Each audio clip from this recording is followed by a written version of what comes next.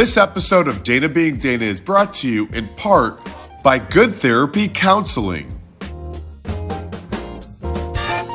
Hello, and welcome to Dana Being Dana. I'm Dana Michelle, and I'm thrilled you're with us. My show is about all different aspects of the human connection, things that bring us together, and living life intentionally. In honor of Mental Health Awareness Month, we are talking about addiction to bring awareness of how this pandemic and other world changes have impacted mental health overall and the rise of addictions. Addiction compels someone to repeatedly use substances or engage in behaviors even though they have harmful consequences. Almost 21 million Americans have at least one addiction, yet only 10% of them receive treatment. Drugs, plastic surgery, alcohol, video games, gambling, shopping, food, sex, the internet, risky behaviors, they can all be addictions. Joining me today are Amanda Kunzer, Director of Operations at Good Therapy and a certified alcohol and drug counselor, Dr. Richard Jorgensen, DuPage County Coroner, and Brad and Jessica Gerke, co-founders of the 516 Light Foundation. Thank you all so much for joining me today. In 2020, overdoses in DuPage County were up by 17% compared to the previous year with 112 opioid deaths. Specifically, Cook County saw a 25.6% increase in opioid overdoses during Illinois' first stay-at-home order in 2020. Dr. Jorgensen, can you tell us more about what you've seen? Yes, we've had a marked increase in the number of deaths as well. When I first became coroner in 2012, we had 38 overdoses due to opioids, and I consider that to be a crisis. Last year, we had a 17% increase in 2020 up to, as you said, 112, and an additional 18 overdoses due to other drugs, prescription drugs, and cocaine. So you can imagine that from going from 38 to 130 deaths in a year is a massive increase in the past 8 years. During the COVID shutdown, we saw an increase in the first 6 months of 52%, and it ended the year at close to 20%. So this was a massive increase from the year before. And in analyzing these deaths, there was a large amount of people who had pre-existing conditions of mental health problems, depression, personal and financial difficulties, and previous history of addiction or current addiction.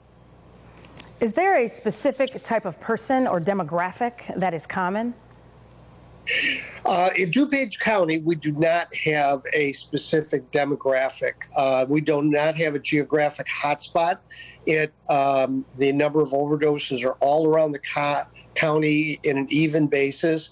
We don't have any economic demographic. It's not rich people, it's not poor people, and we also don't have any ethnic demographic. Our demographic is equivalent to the demographics of the county. The only important statistics are, in related to that, is male versus female. There's about 75% of the overdoses are in males and in age. And a large number of them are in the 20 and 30-year-old age range. Wow. And I think that's just so important to note because it can happen to anyone. Jessica, absolutely. Jessica, you're known as the stigma crusher. Why is that? Well, first, I want to thank you for having us. I'm truly honored to be here. Yes, Stigma Crusher, what an honor to hold a title that truly, I believe the reason that was given to me is because I address the stigma surrounding addiction. I believe when people think of addiction, they're thinking of the population that I fell in growing up. I grew up in low-income housing, being raised by two alcoholic parents, living off the state in projects. So when people think of somebody who's primed to go into addiction, they think of me, right? They think of this maladjusted, menace to society, somebody who doesn't care how they affect others. And for me, I was just lost and scared, and I was looking for a solution to get out of self. And I sought out the only thing that relieved me of what I was suffering from within, and that was drugs and alcohol. I started at a really early age. At the age of 12, I drank my first drink. At the age of 14, 15, I picked up my first pills, and it just kept escalating. By the time I was 16 years old, I was doing heroin, and I was 18, I was doing crack. And when that happened, I mean, it exploded from there. Jails, homelessness, wrecked relationships. So when you think of the stigma and what people see addiction as, that was me. I was living in that painted picture that society had thought addiction looked like. I overdosed when I was 19 years old, ended up in a hospital in the Chicagoland area. When I got to the hospital, I recall going in and out of consciousness, and the doctor standing over my bed, just disgusted. And it was unfortunate because our society was not educated. Mind you, this was some years ago. They weren't educated the way that I believe that we're getting educated to our society today. But they were disgusted. All they saw in this bed was an addict. And I would love to say that that was when I got sober, but I took a couple more knocks to the ground. And when I turned 23, I was offered treatment. And that's where I found myself. That's where things started to change, right? So that's when I started breaking the stigma, is that I wasn't a product of my environment, that I just needed a chance. I just needed resources presented to me. And when that, I just took off. Yes, it was difficult at the beginning. I think that anybody in early recovery trying to grab at anything that they can and not go back to using, it was the easier, softer way, but it takes work. And because of that, that high school homelessness, dropout, all of those things no longer hold me down. I'm a student, just internship away, becoming a CADC. I'm a supervisor at a treatment center. I'm a liaison for the Naperville Police Department. I'm a co-founder of the 516 Light Foundation. So what I do today is show people that although that you saw that girl who was lost, that if we give those people, us, me, a chance, we can have productive members of society who can give back. And that's why I believe I can help break our stigma in our society. Yes, thank you. Brad, can you briefly tell us your story? Of course. And Dana, thanks again for having us come on your show and bringing light to this important subject. Let me start off by saying, statistically, I should not be alive. Did I think that when I was growing up? No. My family, my parents, happily married. My sister, she loved for me. Grandparents loved for me. Aunts and uncles, they all loved for me. Parents, they supported me in every avenue possible, whether it was snowboarding or aggressive skating or soccer or my art. They always wanted the best for me. There was no sight of addiction in my future by the picture of me growing up. But I will say, when I was growing up and when I was sober, I felt like I was on the outside looking in, right? I didn't get the joke. I didn't feel a part of. I didn't feel that, I was funny enough or smart enough for this, that, and the third.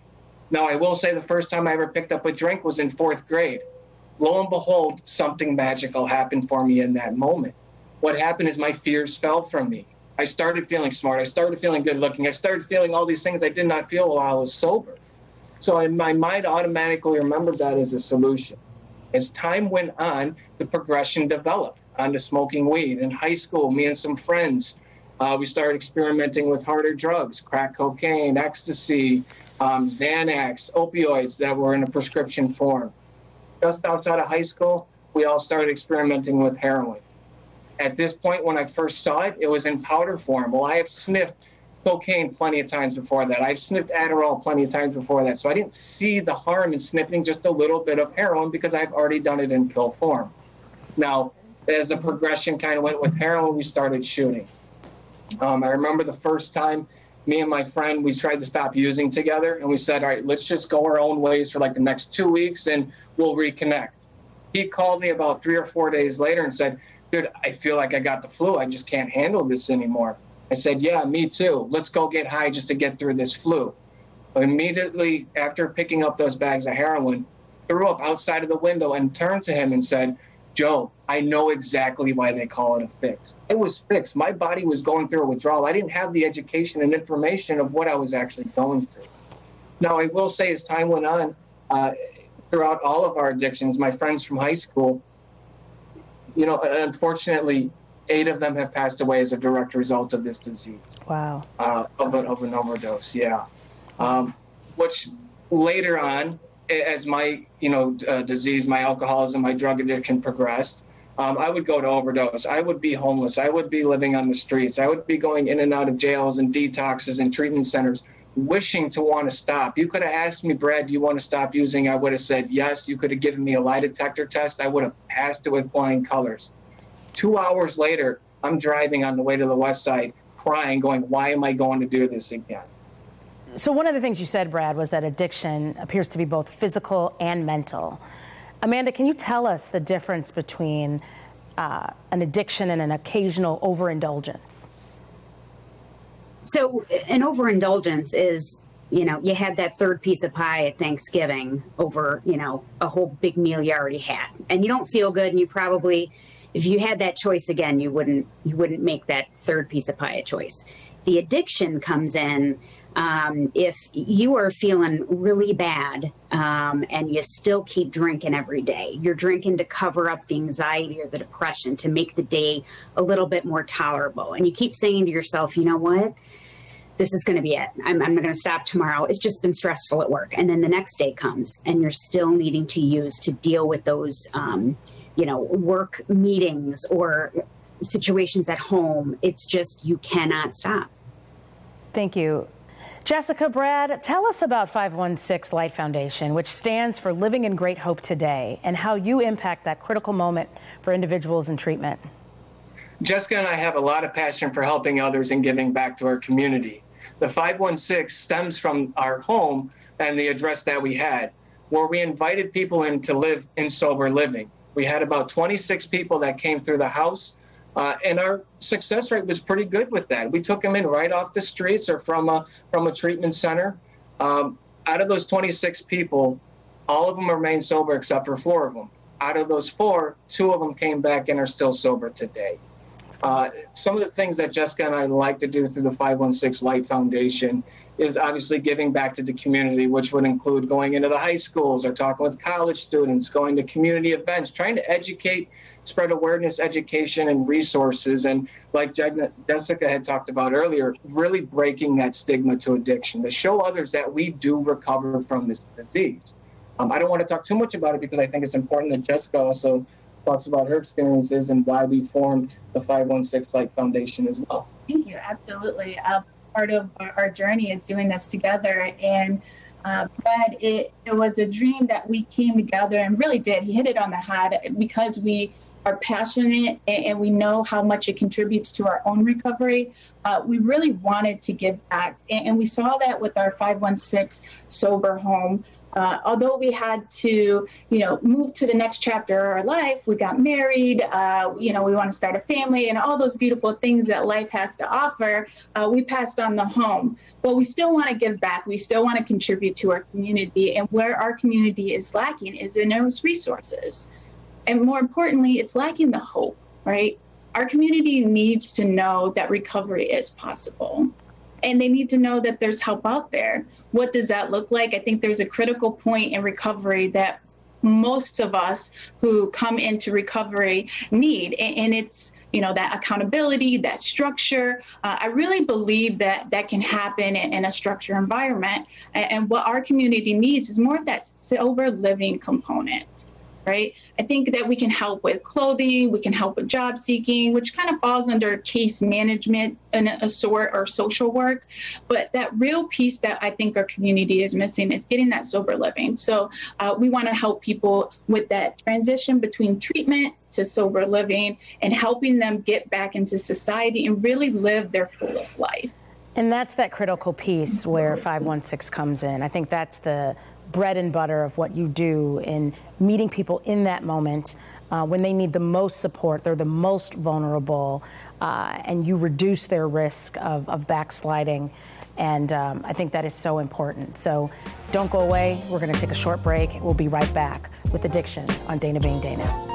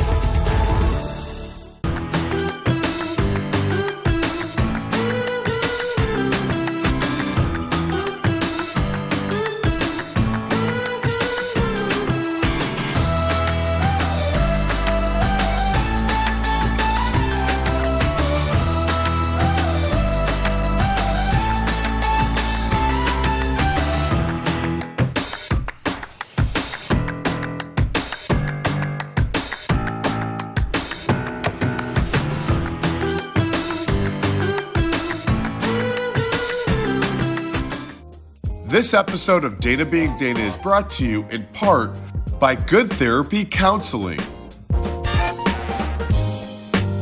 Welcome back to Dana Being Dana, where we are talking about addiction. Amanda, women make up 40% of the workforce. How have they been impacted by the pandemic in ways that intersect with addiction? Women are drinking more during the pandemic because the brunt of the parenting, caring for the children, the family, really falls on them. Women also reported higher rates related to changes in productivity and sleep. The research is still unfolding, obviously, of what happened during this pandemic, but it's showing the psychological stresses related to COVID is associated with greater drinking for women.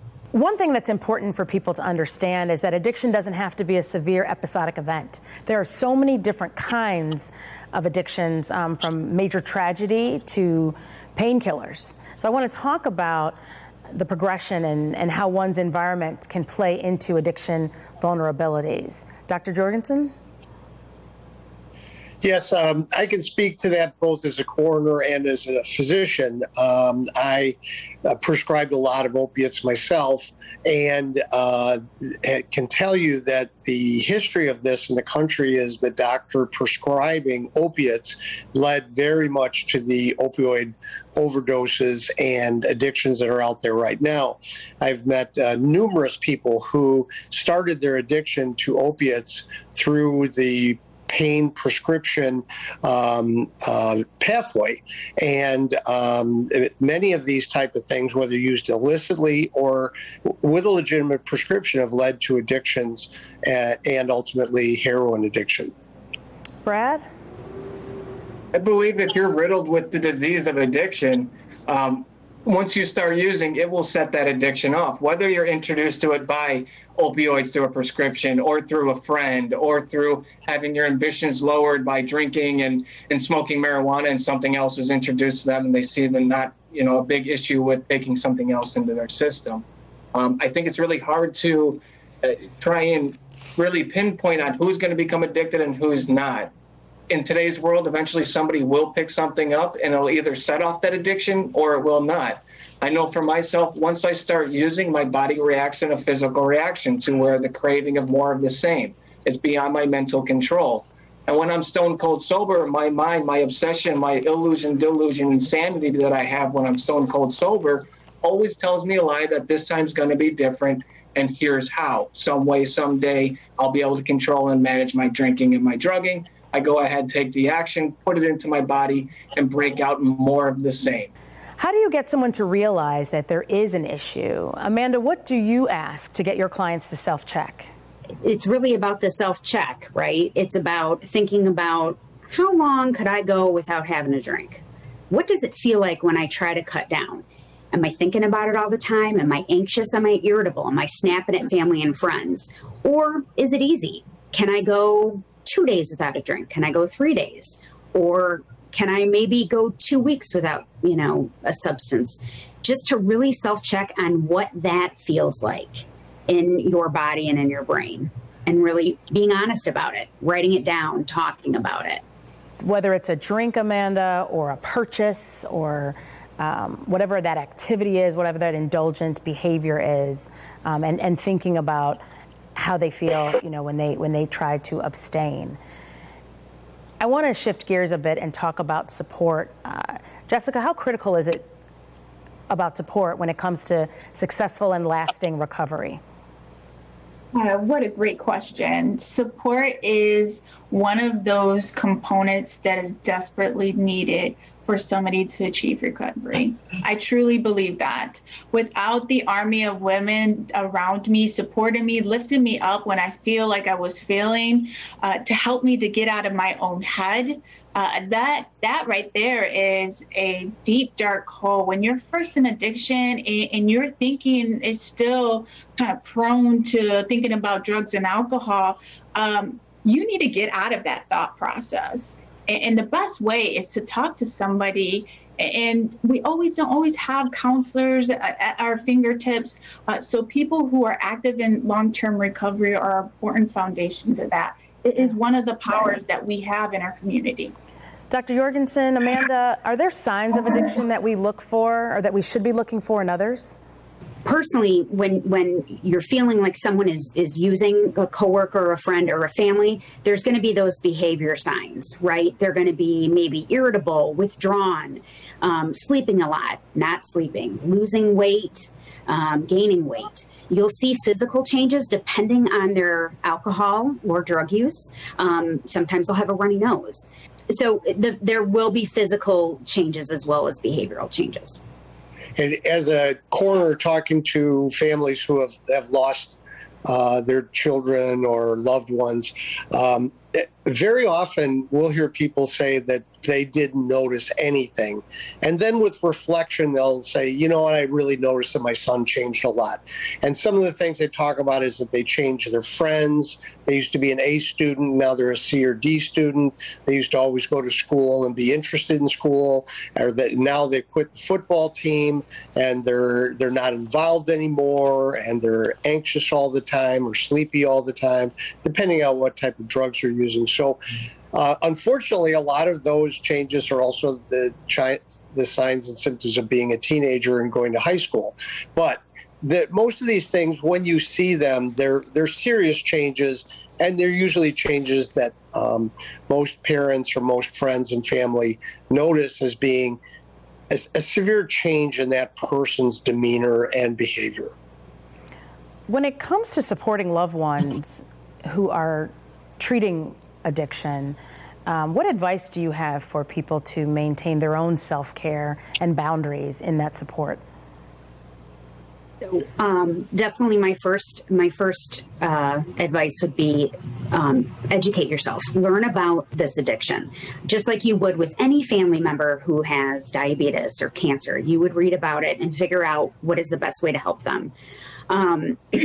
Also, support is a wonderful thing, but you also need to understand the difference between support and enabling, okay? Support is, hey, I'm going to give you a ride to your meeting or a doctor's appointment. Enabling is, you know what, all right, I'll call you into work. It's not a problem. I know you were up late with, the other stuff. Or, hey, you know what, I'm going to pay your bills because I know you made a mistake and you spent all your money on, the substance of your choice. That kind of stuff is enabling, and that is not helping someone who has an addiction. Get yourself professional help, right? A counselor, a treatment facility, resources can really help you, as well as support groups like AA, Al-Anon. They're there for a reason, and it's a long-standing program that has really helped a lot of people. So what would you say is the first step? Step is acknowledging that there's a problem. They need to recognize there's a problem. And you and family can say, hey, there's a problem here, and constantly bringing it up and pointing stuff out, get your flow charts out. But until that person says, I get it, it is an issue, then they can start working steps or going into a treatment place, seeing their counselor about it and addressing it. What advice do each of you have for those who may be struggling? Jessica, I'll start with you. Okay. People who are struggling with addiction, I would love for them to know or get out more in our community that there are resources, that you're not alone, that you're not a bad person trying to be good. You're a sick person who needs help getting well. Yeah. Dr. Jorgensen? I would add something that Amanda just said. The idea that you're going to go to your house and just dry out for a couple of weeks and you're going to be fine is not going to work. You need professional help, and you need to seek out somebody who is going to give you the deep-seated, long-term professional help that you need to overcome an addiction, pretty much to anything. Brad? Reach out for help. Raise your hand. Say, hey, I need help. I can't do this alone. You know, where there's a breath, there's a chance. And where there's a chance, there's recovery. It's available to everybody and everyone. So please jump on the wagon and ride that train to recovery. Yes. Amanda? Definitely. Depending on your drug of choice, drying out or detox on your own, it's dangerous because depending on what your drug of choice is, like alcohol, depending on how much you've been using, you can die if it's not medically managed. So reaching out to a treatment facility, an ER, good therapy counseling, and we can talk about where you're at, what's going on, and gear you to somewhere where you can detox safely, or maybe you don't need detox. Maybe you need a partial program. Maybe you need inpatient, but we can help you with that. And you don't have to do it alone. And whether it be gambling, behavioral addictions that drain you financially, that put a strain on your relationships, they're all important, as you said, to seek help, to acknowledge the issue, and go from there. If you get nothing else from this episode, I want you to know that addiction can happen to anyone. It can happen to me. It can happen to you. We are in trying times that make us all susceptible to falling into habits and traits that lead to addiction. To those who are struggling, know that you are not alone. We've shared valuable tips in identifying addictive traits. For others, for yourself. May we all exhibit compassion in getting the help that is needed. Special thanks to Good Therapy and the incredible work that they do in this space. Hopefully you have been entertained, if not encouraged or inspired. I do not promise to be an expert, nor do I have all the answers. I'm just Dana, being Dana. See you next time. This episode of Dana Being Dana is brought to you in part by Good Therapy Counseling.